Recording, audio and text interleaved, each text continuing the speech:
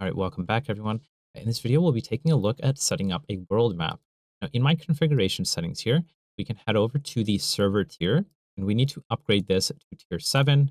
And what we'll do is we'll now be able to access the world section. Now here, the world game, we can set this to true, and by default, immediately we see a new world selection. Now here, we can say add new, and we can create a new map. Now, we can create. Now you might get this, and that's okay. We can just reload.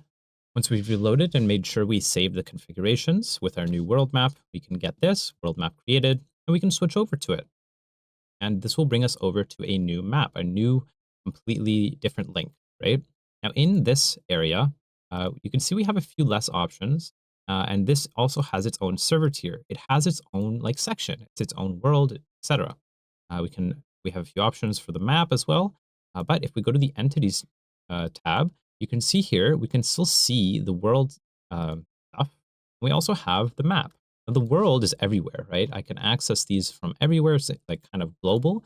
Now the map is kind of just map specific. So if I want an object to exist only in this map, I can create it here, right? Let's say I have one map that's kind of for slimes and stuff or whatever, and I have another map that has ogres, stuff like that, right? You would add those in different maps. Again, you can add new map and continue that process.